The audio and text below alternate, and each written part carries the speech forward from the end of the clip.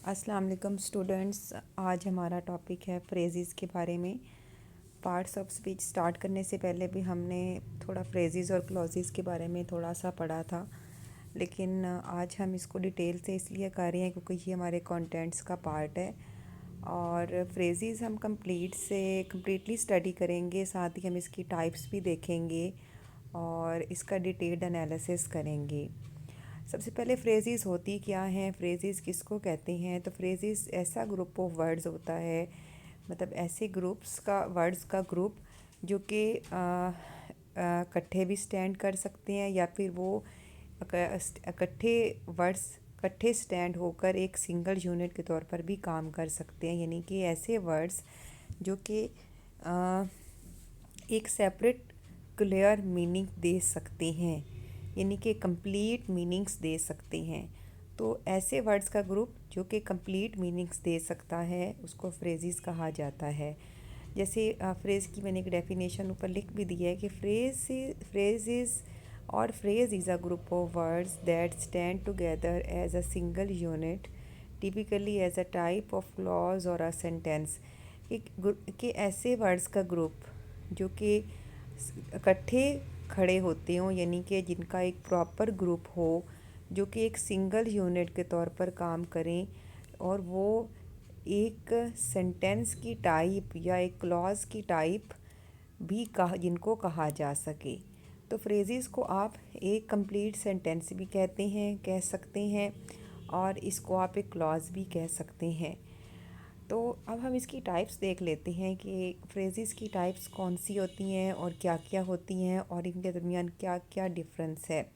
सबसे पहले हम अपोजिटिव फ्रेजेस करेंगे, फिर हम नाउन फ्रेजेस करेंगे, देन हम एडजेक्टिव फ्रेजेस करेंगे, देन हम एट्रीब्यूटिव वर्सेस प्रेडिकेटिव फ्रेजेस करेंगे एंड देन हम एडवर्बियल फ्रेजेस करेंगे।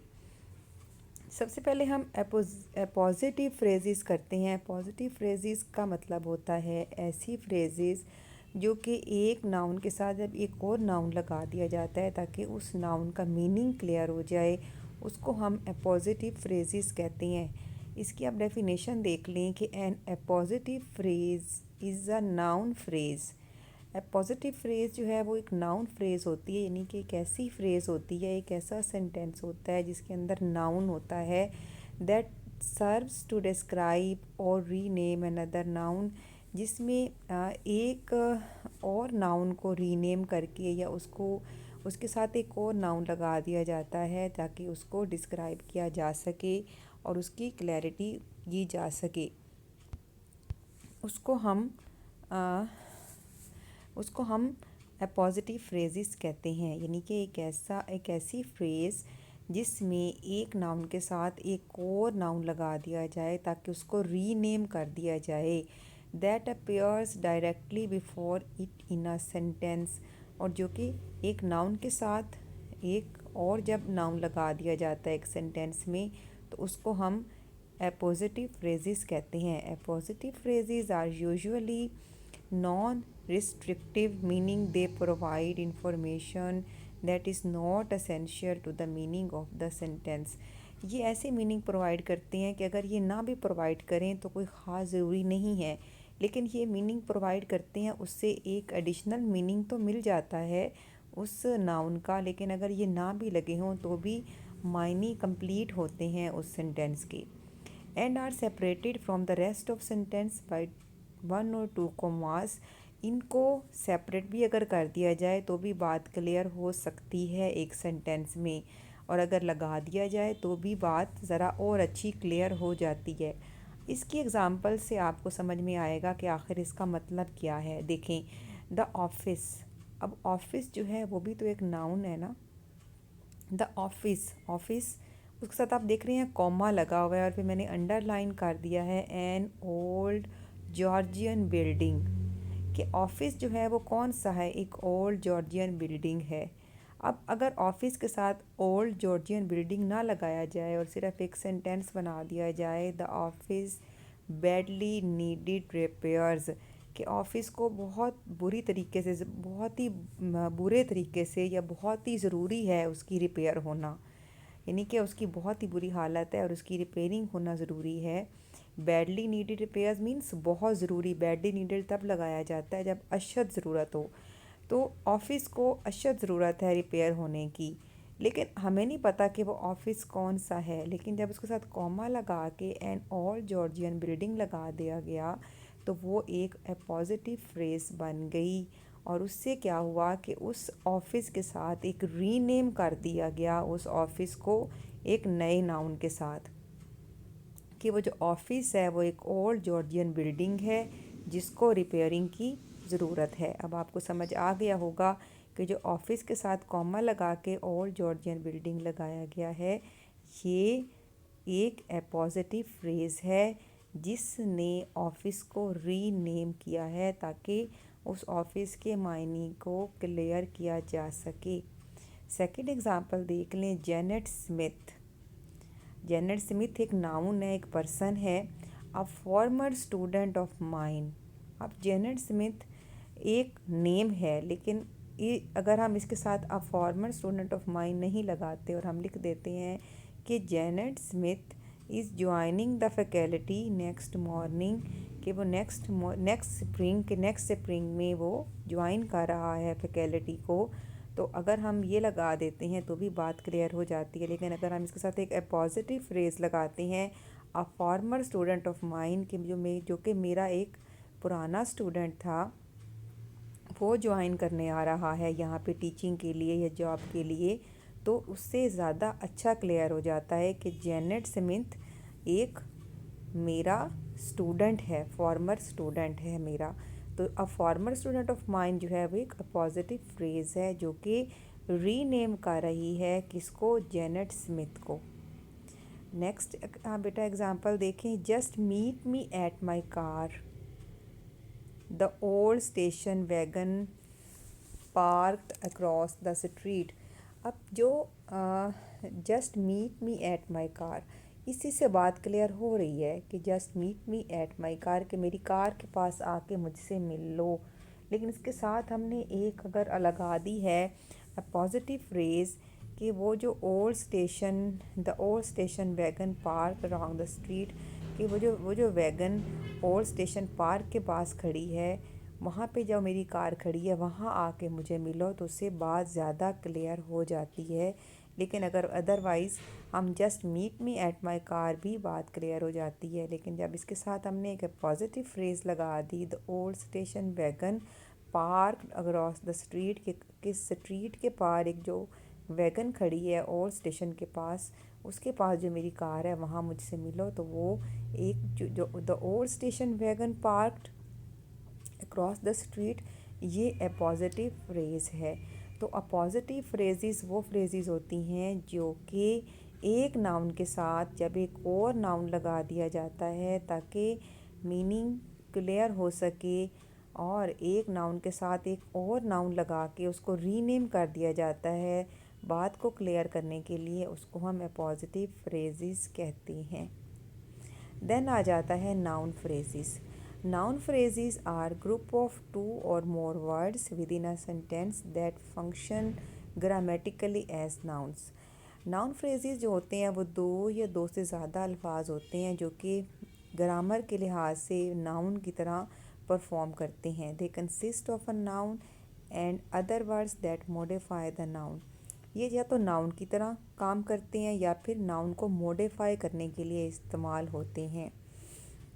Noun phrases allow group of words to function as a noun in the sentence. Noun phrases group of words को allow करते हैं कि वो एक नाउन की तरह एक सेंटेंस में फंक्शन प्ले करें। ये चीज़ें आपको तब समझ में आएंगी जब आप इसकी एग्जांपल्स देखेंगे। The tall mountain was very large. अब जो टॉल माउंटेन है, माउंटेन जो है वो टॉल है, अब वो टॉल माउंटेन जो है वो बहुत बड़ा है, बहुत ज़्यादा, हम इससे हमें अंदाज़ा हो रहा है कि जो माउंटेन है वो ज़्यादा बड़ा है। तो हमें यहाँ पे जो माउंटेन है टॉल है, अब जो माउंटेन है वो नाउन है, तो ये सारे जो वर्ड्स हैं मिल के ये ऐसे शो कर रहे हैं कि जैसे किसी एक नाउन के बारे में कोई ख़ास बात की गई हो कि जो पहाड़ है वो बहुत बड़ा है। यानी कि सारा का सारा फोकस माउंटेन पे है। तो इसलिए चूँकि माउंटेन को टॉल भी कहा गया है और लार्ज भी कहा गया है, तो इसलिए ये नाउन फ्रेज कहलाएगी। इसी तरह the highway at rush hour can be frantic. Frantic का मतलब होता है विथ फेयर, कि हाईवे जो है जब वहाँ पे रश ज़्यादा होता है तो वो फेयरफुल दिखाई देती है। अब इसमें हाईवे पे फोकस है कि हाईवे के बारे में बात की गई है, तो ये भी एक नाउन फ्रेज़ है, यानी कि हाईवे की जो एडजेक्टिव है या उसकी क्वालिटी है या जो भी उसकी ब्यूटी है या जो भी उसकी बारे में जो भी उसकी खामी या खूबी है उसको मॉडिफाई करके बताया गया है, क्लियर करके बताया गया है। तो उसको ये जो फ्रेंटिक का वर्ड है ये हाईवे के मीनिंग को मॉडिफाई कर रहा है, इसलिए इसको हम नाउन फ्रेज कहेंगे। इसी तरह the oranges that fell from the orange trees are delicious, कि ऑरेंजेस जो कि ऑरेंज ट्री से गिरे बड़े मीठे थे। अब यहाँ पे फोकस सारा ऑरेंजेस पे है, ऑरेंज एक नाउन है कि तो इसमें ऑरेंजेस के बारे में बताया गया है कि वो ऑरेंजेस जो कि ऑरेंजेस ट्री से गिरे वो डिलीशियस थे। तो इससे हमें पता चल रहा है कि सारा का सारा फोकस ऑरेंजेस पर है, तो इसलिए इसको हम नाउन फ्रेज़ कहेंगे। नाउन फ्रेज़ के बारे में जानने के लिए क्विक टिप ये है कि इनके साथ अगर हम इट भी लगा दें तो बात क्लियर हो जाती है। जैसे the tall mountain was very large, इसके साथ हम इट वॉज वेरी लार्ज लगा लेंगे तो भी बात क्लियर हो जाएगी। इसी तरह इट नेक्स्ट जो लाइन है इट कैन बी फ्रेंटिक, ये भी बात इस तरह से भी क्लियर हो जाएगी। मैं दोबारा से आपको करवा भी देती हूँ कि a good way to test whether और not a phrase is a noun phrase is to replace the phrase with a pronoun. अगर ये अंदाज़ा लगाना है कि वो जो न फ्रेज़ है वो नाउन फ्रेज़ है कि नहीं है, उसको एक प्रोनाउन के साथ अगर रिप्लेस करें and C if the sentence is still grammatical correct, और ये देखें कि जो सेंटेंस है अगर वो ग्रामेटिकल करेक्ट है तो उसको हम नाउन फ्रेज़ कहेंगे। जैसे the tall mountain was very large, तो इसके साथ हम इट वाज वेरी लार्ज भी लगा सकते हैं। The highway at rush hour can be frantic, तो इसके साथ इट कैन बी फ्रेंटिक भी लगाया जा सकता है। देन आ जाता है एडजेक्टिव फ्रेजेस। एडजेक्टिव फ्रेजेस कैसी फ्रेजेस होती हैं? एडजेक्टिव फ्रेजेस का मतलब होता है एक adjective phrase is an adjective and any additional information linked to it that work together to describe a noun or a pronoun in a sentence। adjective phrase जो है वो एक adjective हो सकती है या कोई additional information हो सकती है जिससे एक नाउन या प्रोनाउन यानी कि कोई पर्सन है या कोई उसके साथ प्रोनाउन लगाया गया है उसकी क्वालिटी ज़ाहिर हो जाए, उसको एडजेक्टिव फ्रेज कहते हैं। The adjective around which an adjective phrase is form is known as the head word of the phrase. तो वो वर्ड जिसके ज़रिए एडजेक्टिव फ्रेज फॉर्म की जाती है उसको हम हेड वर्ड कहते हैं।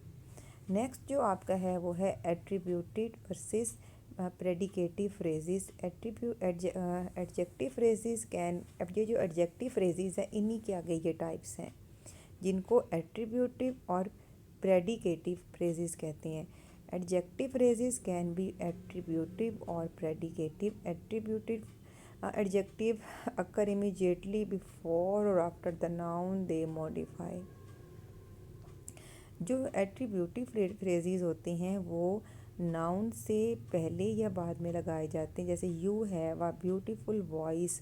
अब ब्यूटीफुल वो क्या है? ब्यूटीफुल एक एडजेक्टिव है, तो ये इसको हमने यू के बाद लगाया तो इससे हमें पता चल गया कि यू है कि उसकी आवाज़, तुम्हारी आवाज़ बहुत खूबसूरत है।